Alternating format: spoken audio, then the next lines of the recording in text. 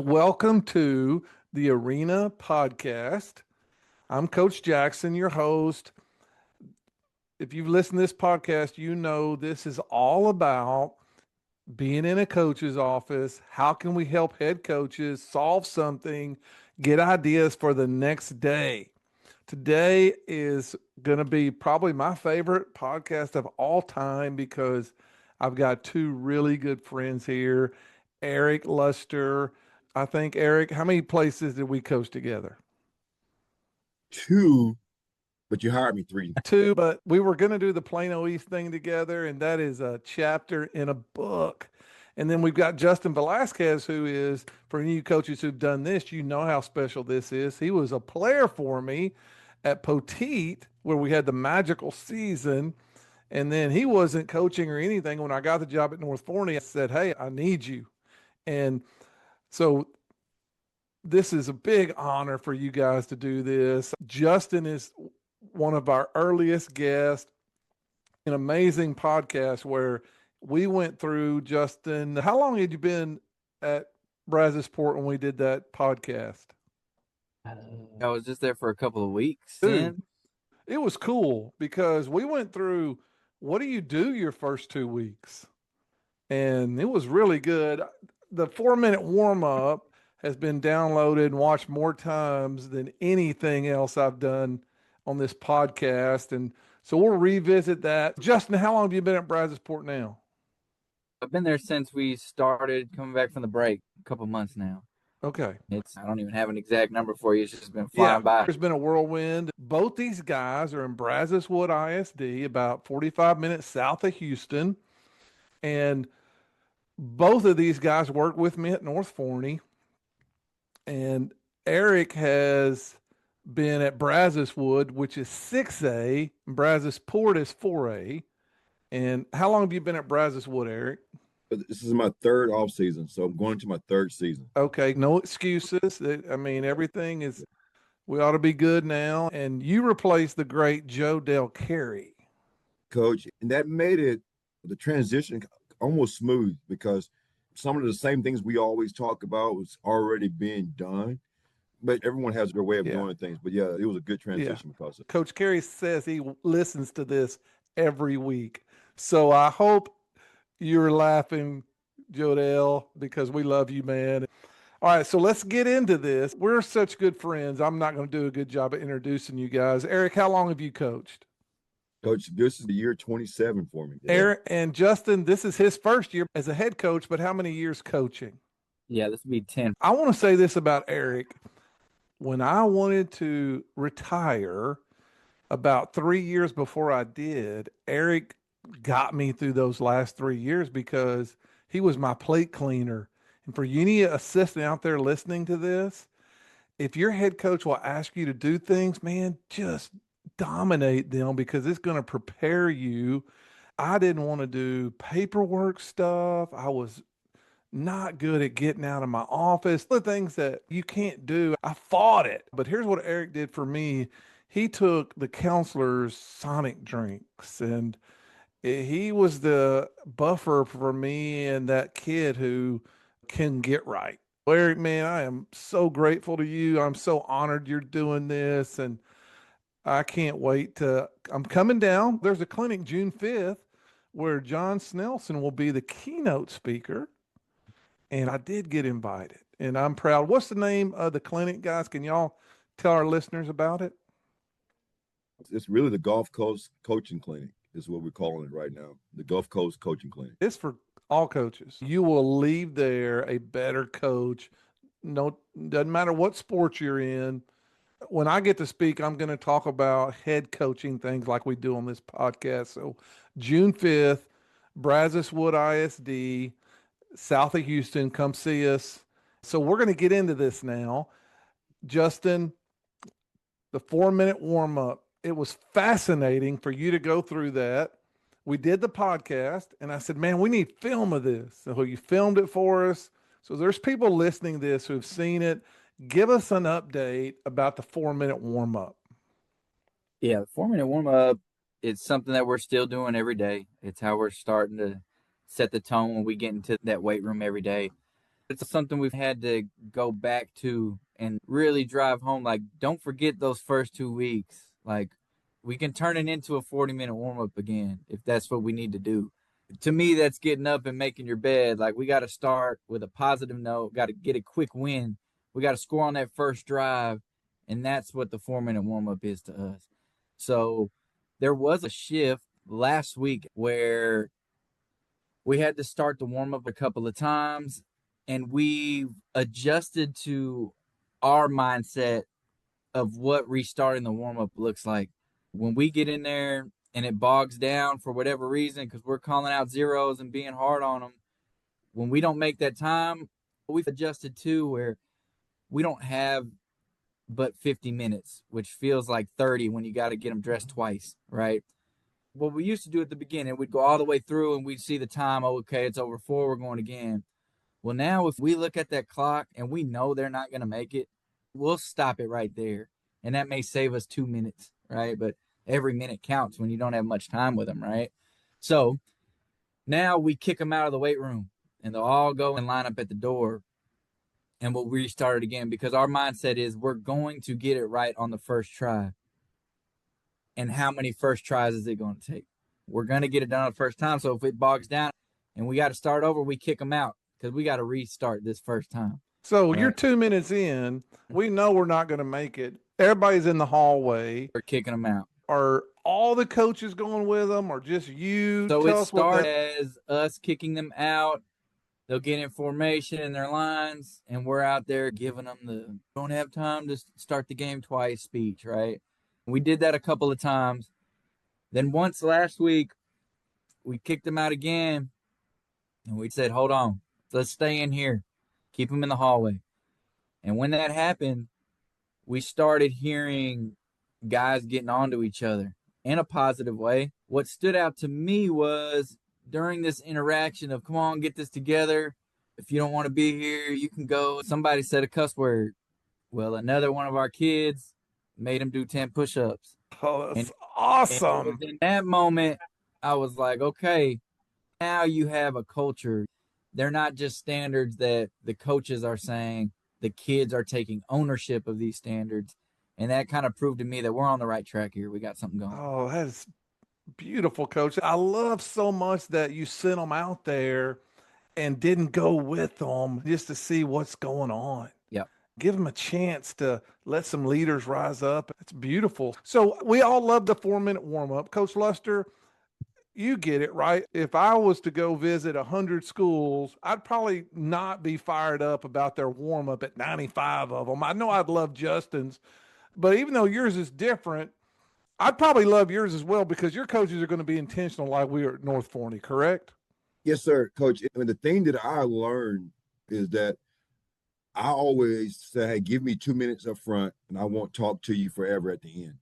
Because I always wanted to start the day off on something good. We got our thing going to where the standard is a standard. Everything matters. And they can say all that.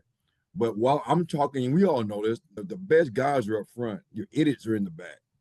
And while I'm talking to the guys up front, and you know that because I don't want the hand to have to come up and I start yelling at guys in the back. My coaches got to stand in the back and police those guys back there. Because the guys who are late, the guys who are missed are going to go to the back of the line. And we got to pull those guys out because our standard is a standard, Coach. If you miss a day, we call it a G unit.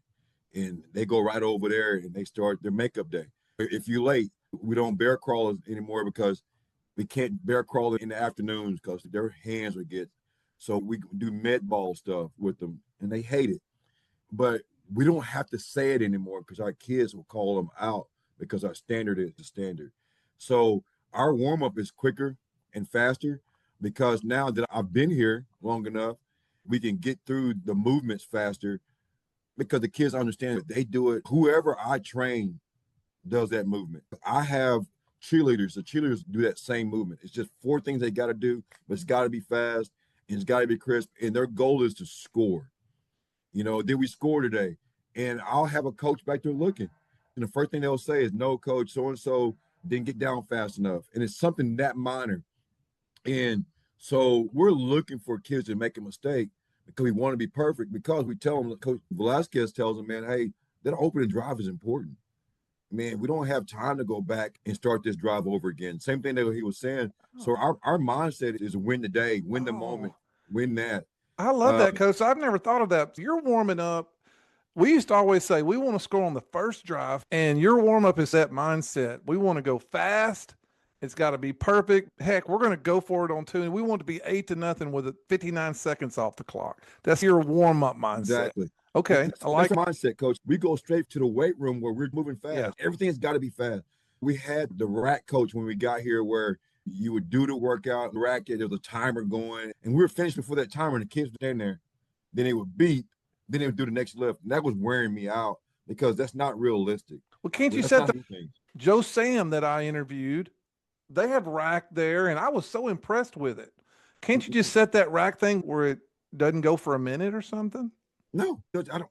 Oh, you could, but I want to snap the ball before the whistle blows. I don't want the kids to get used to something, tell them to go. Wow. I want them to get their work done and be ready to go for the next whistle. So soon as we're all done, we want to beat that timer. Yeah. We started this at North, is that when they finish that last rep, they're all down on the knee. And that's how we know to go to the next lift. And we're beating that. So when we get to the ball, we all down in our stance. That's when we snap the ball. I like it. That's our mindset is we're going to practice our culture. It's not something that, Coach, and you know this. Our culture is not a sign. It's not a cool thing that we say. It is what we do. Yeah, you got to live it. It's got to be something that's in your DNA. I don't want to bog everybody down with this, but the question mark shirts and the locker room system is awesome. We got to go fast on it. Justin, you've been here a couple of weeks now. Here's what we did at North Forney and other places, but when football season ends, you're going to get a white shirt with a question mark on it. It means we don't know about you. I don't care if you've been a 3-year starter. You might have gotten a girlfriend or something, and football might not be important anymore. We've all coached those kids. We're going to take them all out of the varsity locker room, put them somewhere else, JV, freshman, wherever we can put them. After a month or 6 weeks, they can start battling to get into the elite locker room in the spring. Are you doing this system, Justin, at Brazosport? Yes, we are. So we've got a tiered system, a point system where we're accumulating points, and it's a big deal. And that's how they graduate out of their white shirts. Okay, so we've got 4 tiers. The white is the bottom, and your white is your question mark shirt. Okay, now, so they all started with that. Ever graduate a tier, you're going to stay in that question mark shirt. I hope it bothers you that other people are in different colors and you're not. As far as the locker room, we're not only making them compete. So we've got all the freshmen in the freshman locker room. Everybody else is in the JV locker room. And we compete to get into that elite locker room. But we always compete twice because once they move out of the JV to the elite, now there's an open JV locker. So we make the freshmen compete as well to move out of the freshman locker room into the JV locker room. Okay. So they may never make it to the elite. They can feel that they are getting better and they did still earn something. So your freshmen, because we really never did that with the freshmen. I love that. Are your freshmen in the same period? Yes. Okay, so that makes it a little easier, but that's really good. Yeah, I really love that. So just to give everybody, the listeners here, well, let me go to you, Luster, before I get into the combatives. Are y'all doing the same thing at Brazoswood? Yes, sir. Now, what we do, Coach, we move everybody. Our freshmen, we want to fill everything. It saves me on coaches, too, not having to manage 2 locker rooms. We move freshmen and everybody into that JV locker room. So how you get into the elite locker room is the captains have to choose who go in. I empower my captains to choose. Now, I veto some, but I really haven't. I always question them, like, well, why are we picking this guy? And they got to justify their pick to me. So I'm like, okay, then we'll do it. They've been really good, Coach. Here's a great thing about what we do is that it doesn't matter about talent because we got 2 guys in there who are not varsity players. They just show up every day and they just bust their tails. One's a freshman and one's a sophomore kid, Coach, is going to be on JV probably until he's a senior. But he just works his tail off. He's a high energy kid. Yeah. We have a place in our program for that.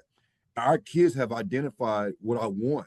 They know I want guys like that in the elite locker room because his talent doesn't make him elite. His buy-in makes him elite.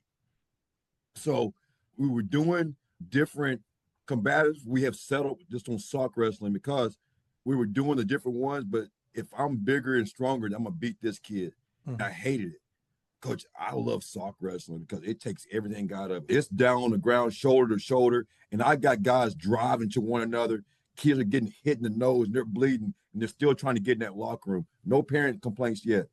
So we sock wrestle to get in. And you know this, once you win that combative, then you got to get up bloody and everything. You got to say that creed right then and there.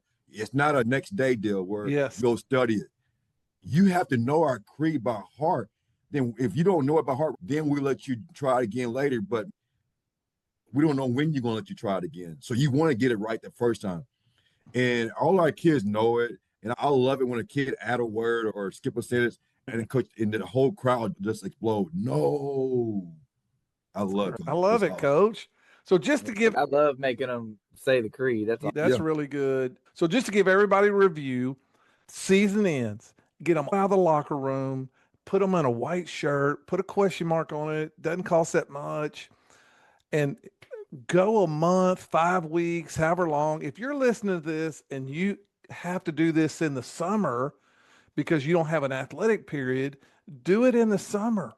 In the summer, well, you don't have a locker room. We're just going to come up and lift and all that. I would give them a locker room in the summer and replicate this. And in June, we're going to be here. And in July, you can start moving into your locker for the fall. And so here's how you do it. And Justin, I'm going to let you tell in a second, combative that you've improved. But here's how we did it is after 5 weeks, I would send a Google form and I'd say, who on our team is someone you get in the foxhole with? And boom, we'd get the answers, and we'd find 2 guys that the 2 highest voter getters, if they were about the same size, they would compete on sock wrestle, some kind of ball get, like where they're laying down and get the ball. And then we had one of those $700 Gilman balls. And that's what happened to me. And I bought it and I knew he wouldn't use it and he didn't, but that Gilman ball is worth every penny in off season in this. So they're using the Gilman ball, and whoever wins 2 out of 3, they get into the elite locker room. The next day, let's say Justin is in the elite locker room. He goes to locker 1. And the next day I say, Justin, who do you want to see battle for locker 2? And Justin will say, Eric and Steve. And Eric wins. Eric goes to locker 2. The next day I ask Eric and Justin, and they'll say Stan and Julian. And Stan wins. We're going to match them up where they're the same. We're going to find out. We used to live Facebook this, and I had a parent tell me she cried at Kroger when her son lost and didn't get in the elite locker room. She wasn't mad. She said, I know he'll get another chance, and he did. But it is powerful about earning something. So Justin was telling me on the phone just the other day, you added a different combative. What is that? Yeah, it's similar to what we used to call the football score.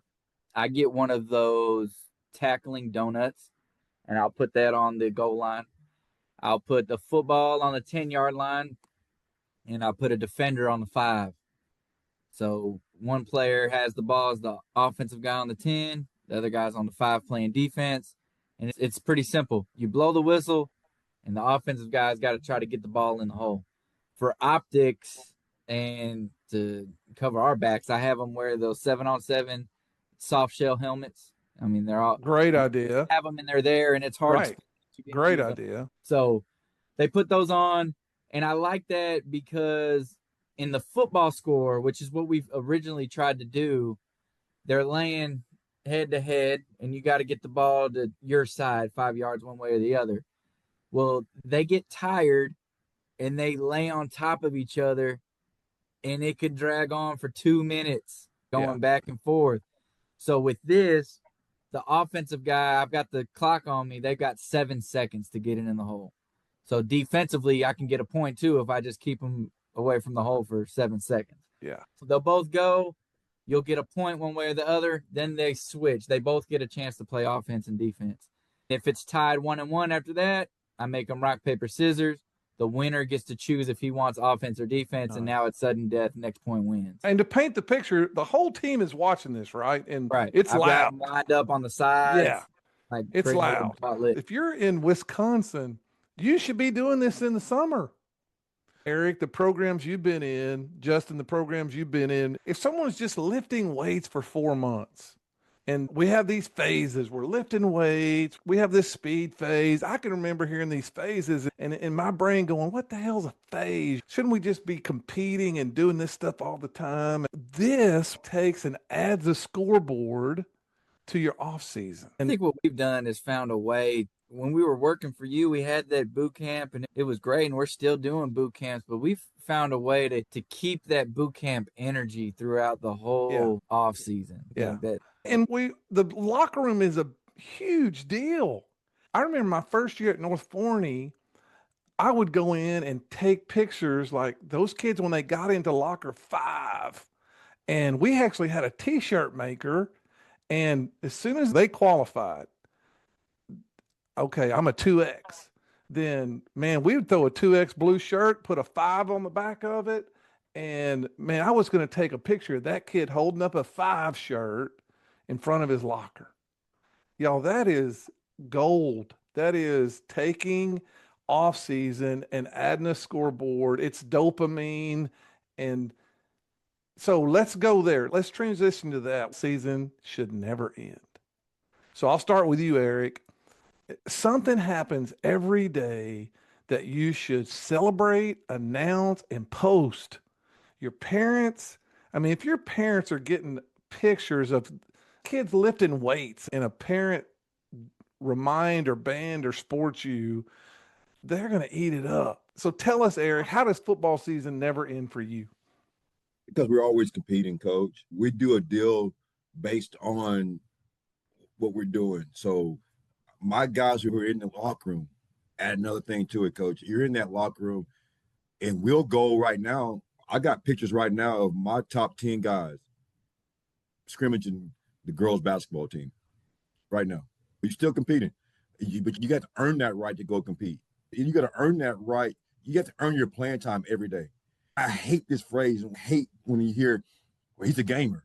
Don't worry about it, man. We got to get him to Friday nights. No, you got to earn that right Monday through Thursday. And that's what our guys do. So we get our kids out of a class on Friday, so it's 8th period, and they go compete. They earn the right to go compete. So we do a deal where we had a car wash. Our top 10 was the only one that got to do the car wash. They earned that right to go do it. You earn your reps Monday through Thursday. All right, Coach, quick break. Most coaches say culture matters, but they don't have a system or a way to track it. And I get it. It's time consuming and labor intensive. This is why OVR was created. What you celebrate, you replicate. And every time you plus your athletes for bringing someone to work out, being enthusiastic, increasing a PR, every time their score goes up, they're going to want to repeat it the next day. Coming out May 1st, learn more about it on CoachRandyJackson.com. You have fun on Friday. Do your parents, are they getting something from you almost daily about something good happening in the program? Yeah, they get to see the combatives. They get to see us honoring that kid, Coach. Yeah. You know this, Coach. What you reward, you get more of. What you celebrate, you replicate. Who's pushing their kid more than us? Why aren't you in the locker room yet? I'm seeing all these videos, and why aren't you in there yet? You have to post something positive, and it can't just come from me. Assistant coaches also got to do it. I got a great one. Coach, man, he's always posting. He posts more than I do on social media. And I see Velasquez got Oscar. Oscar's always posting stuff for him. It's social media. You can say what you want to. I'm not going to do all this. You know, we were blessed to have Mason Moss to make the highlight videos of things that we did. When we have a guy here that does the same thing. So our parents, what you're in on, you're all in on, they're in on our culture. Yeah. They got T-shirts that says this on it. Coach, we got a T-shirt that says Sons of Brazoswood. We're SOBs. I have to be creative about that. That's the mindset of our parents. Not every parent can get that T-shirt. You got to come to Mom's one-on-one. You got to be part of the Booster Club. Even the parents got to earn things here. So we take pictures, and Coach, we post those pictures of those moms getting those SOB shirts. And they wear those shirts on Friday nights because not everybody has it. So they feel special about it. So now there's even more buy-in on our program where everybody's asking, what are we doing? Coach, we post videos, pictures of my guys, we're doing spring ball. They get to see a play from spring ball every day. And we welcome them to come out and sit in the stands and watch what we do. We don't hide what we do. Come watch it. You don't have a question. It's so easy. You're sending them a play from spring ball every day. So every day you got 150 parents going, I wonder if Tommy's going to be on the play today. It's huge. And also, what about the teachers that they know we're doing good stuff down there, but what about that kid who's quiet and is not a starter? That kid you were talking about that's in the elite locker room. Guys, we got to send pictures to the teachers. We have to tell the teachers, if you're sending something to parents every day, figure out a way to send something to the teachers. They want to feel like they're part of it. And if you're doing great things, man, they're going to probably give you that benefit of the doubt when you need them. And we all know what I'm talking about. So, Justin, we were talking the other day about this podcast, and you mentioned, like, you went straight 2050 for me. I'm like, man, this kid is living 20 years in the future when you start talking about these glasses. So tell us how you're going to make sure football season never ends with some glasses. I found myself over the last couple of weeks, because I want to put together an off-season hype video kind of thing to get the kids excited about being able to look back and see how far we've come, how much you've been doing. But I get self-conscious because I'll find myself standing there with my phone out, recording things all the time. I know what I'm doing. I'm working. But I know if my superintendent were to walk in the door behind me, that I look like I'm standing there with my phone out.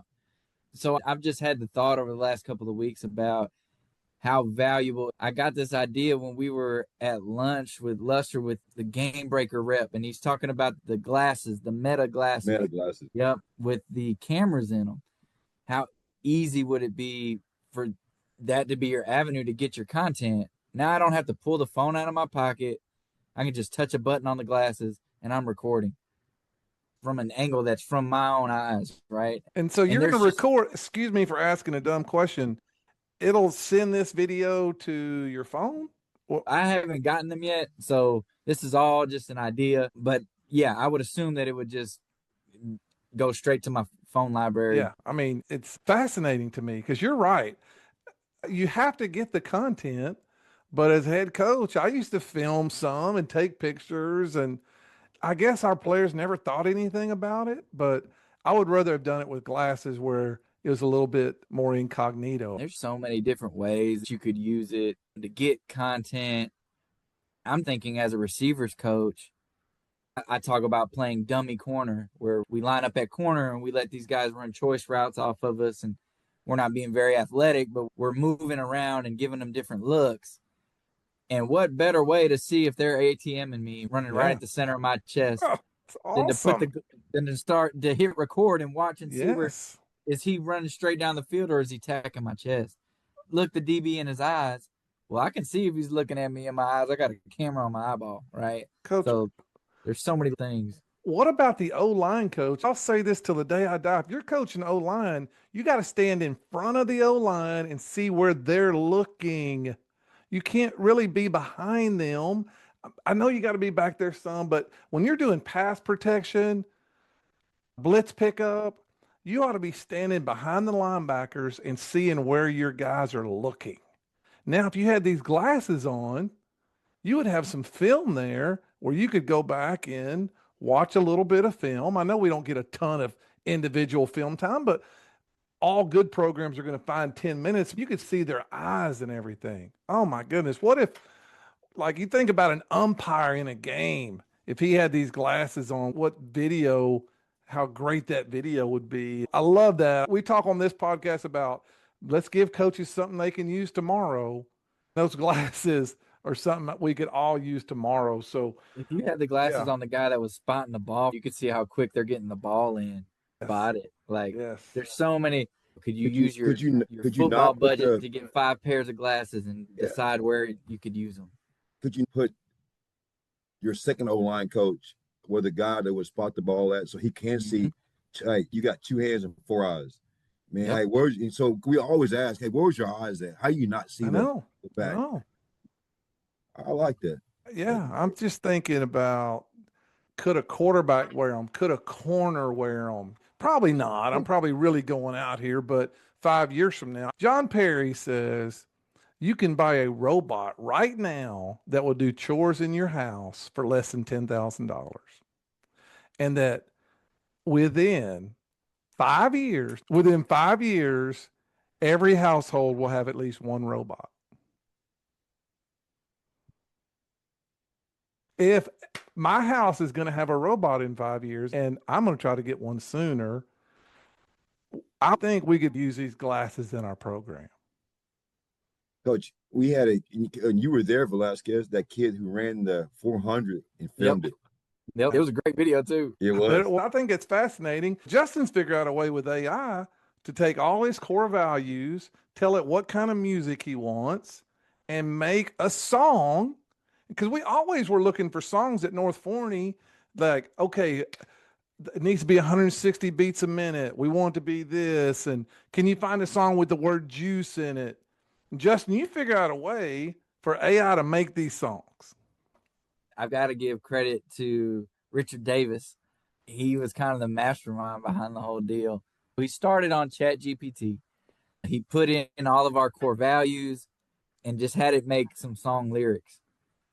We could have met on making these lyrics for a week, and it wouldn't have been as good as ChatGPT did it in like 5 seconds. It doesn't make any sense. It's kind of creepy, but it spit out the lyrics super fast.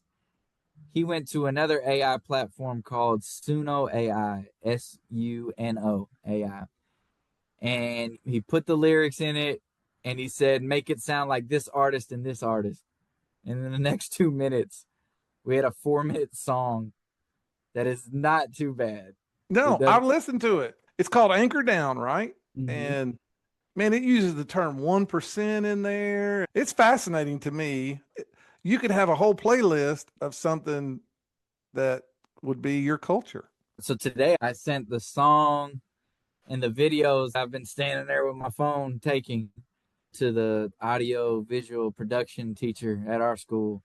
And next week, his students are going to put it all together and make a video for it. Okay, let's talk about, what are y'all's plans? You got a month left in school, and let's talk summer. I'll start with you, Eric. Tell us what you're going to do between the end of spring ball and summer, and then what's your priorities for the summer? Always think in this lens, what can you give a coach in Virginia, Oregon, or Louisiana some nuggets that y'all are going to do this summer that might help them? Coach, kudos to everything we did when I was with you. My mindset now is to go backwards, then go forward. The greatest thing that you build in off season, the greatest thing that you build in the summer is confidence. I want my team feeling like that first game of the year, we're going to win because all the work that we've done in off season, because all the things we put into our summer program. First thing we're going to do, we're going to test, we're going to do height, weight. I'll be honest with you, we're going to cheat, coach. Our 40 time is going to be slow going into it. I'm going to make sure it's going to be at 40. Then when we test again, we're going to be at 39 yards. I want them to believe that they've gotten better. I want them to see that they've gotten bigger. We're going to compete in the 7-on-7 league, and we're going to come out of there with some things that we can grow on, we can build on. I want confidence, first thing that we're going to do. We're still going to meet as teams, as captains. But, Coach, what we do in the summer is I still do my 2 minutes. But what I want to do is empower those guys that we voted as captains to come up with something to speak about on Monday, our core values. So, hey, I want you to give it to them, but I want you to stand in front of the team and teach them a lesson on trust.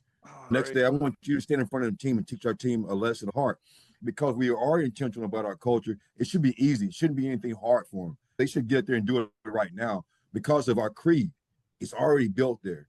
So what we're doing in the summer is accountability. And y'all know this, I got it from the mastermind, Chris Yeager. We're going to reward attendance. This is my third summer. What I've done, Coach, here is that we started a youth league where my players coach this youth league. It is $45 to play in this league. All that money comes back to me. So we're able to increase, coach, all the stuff that we bought, the cloth. Now it's going back to Velasquez, it's gloves, it's spats, it's visors. You can only miss 4 days to get that. I love it. So what we do now, coach, is one of those deals. You cannot buy gloves in my program. You cannot buy visor. The only way you can wear that stuff if you earn it. Oh, Coach, you're giving somebody some good stuff here. Because you know parents are going to go out and buy all this stuff for their kids. Yes. You can't wear it unless you earn it. I get to choose the coaches.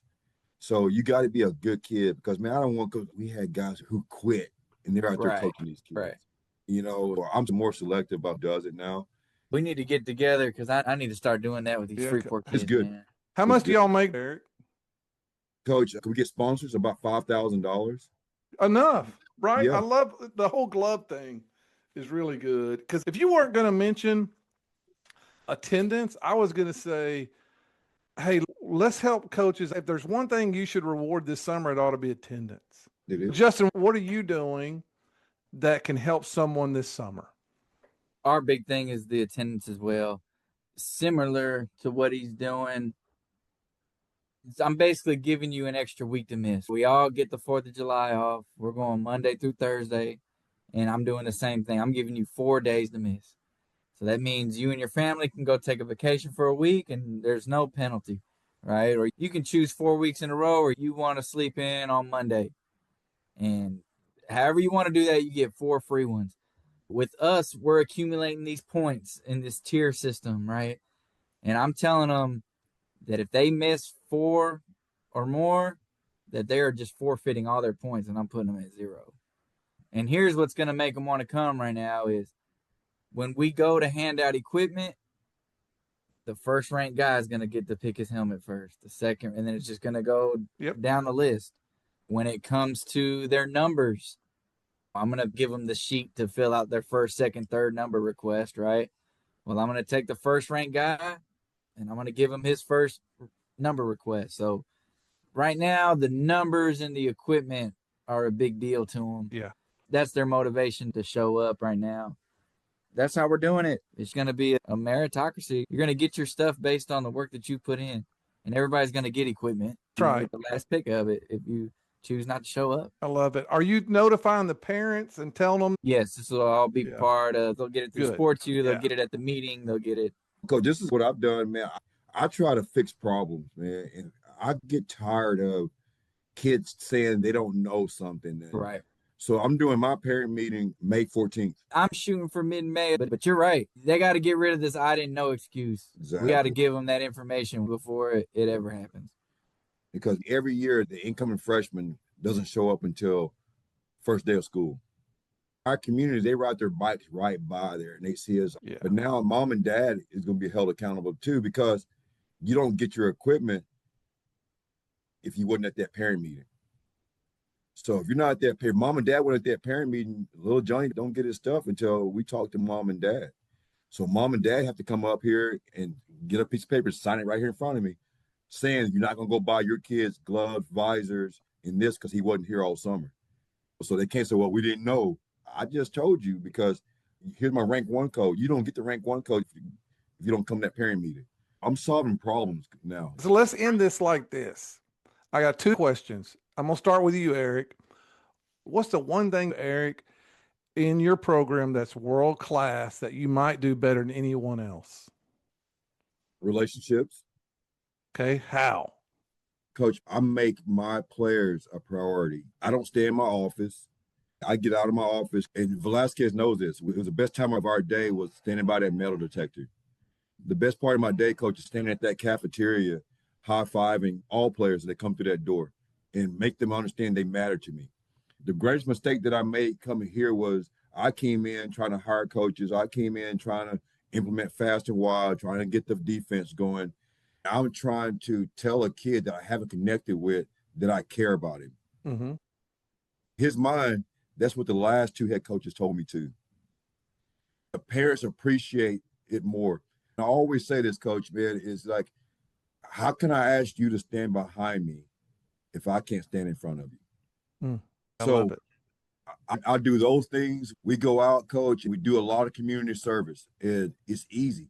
But, coach, while you're doing that community service, it matters to those kids that they get that opportunity to do it.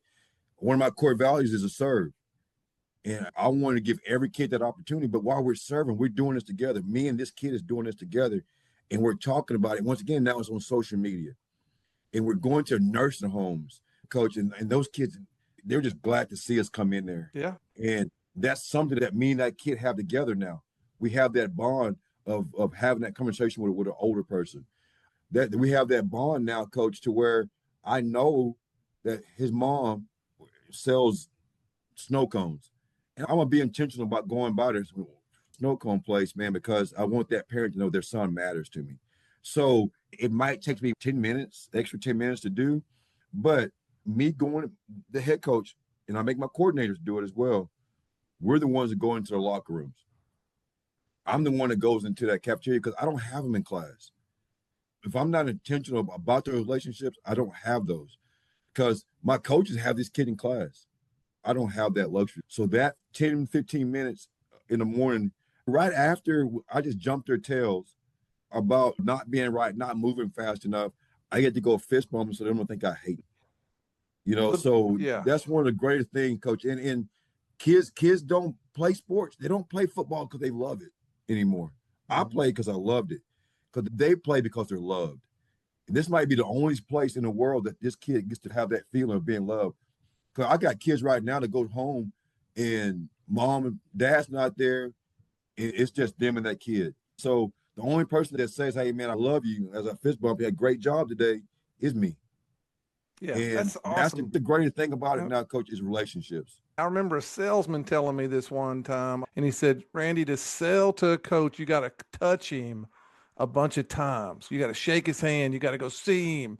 You got to touch him. You can't, not texting, you got to touch him. And what you just said reminds me of that.